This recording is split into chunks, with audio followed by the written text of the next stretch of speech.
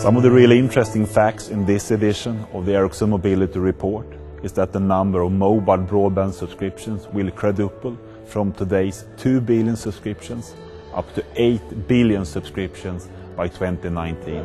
At the same time, the amount of data sent by each smartphone will also quadruple up to 2019.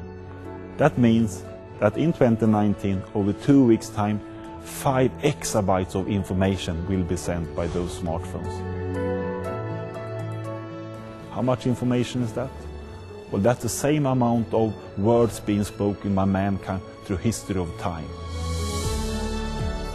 The technology most being talked about today for mobile broadband is LTE, and LTE is growing quickly. In the third quarter, we had 25 million new subscriptions on LTE, making up a total of 150 million LTE subscribers worldwide. That has grown over the last 4 years. But it's also important to note that even though LTE is growing quickly, that 3G HSPA is growing even more quicker. In the same amount of time, third quarter, we had 80 million new subscriptions on 3G, making up a total of 1.6 billion subscriptions. So between the 3rd of March 2003 up until 2012, 3G grew and created the first 1 billion subscriptions. In the next coming 2 years then, we will have another 1 billion subscription, making actually 3G to be the fastest growing technology on the earth today for mobile broadband.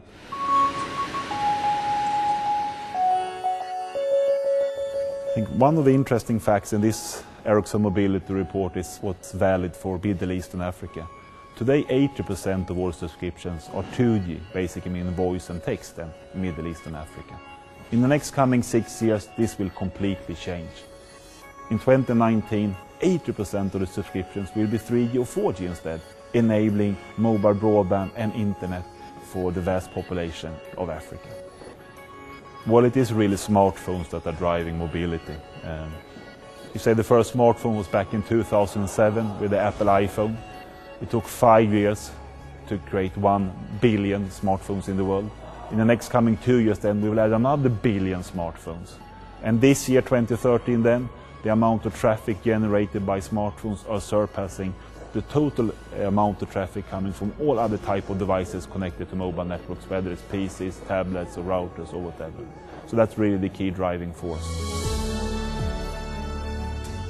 Ericsson will continue to do this Ericsson Mobility Report. We will continue to do a lot of measurement in networks. We're every year putting out much more advanced products, much more advanced software functionality to make the networks perform better, how you handle video better, to improve the performance on Facebook, etc.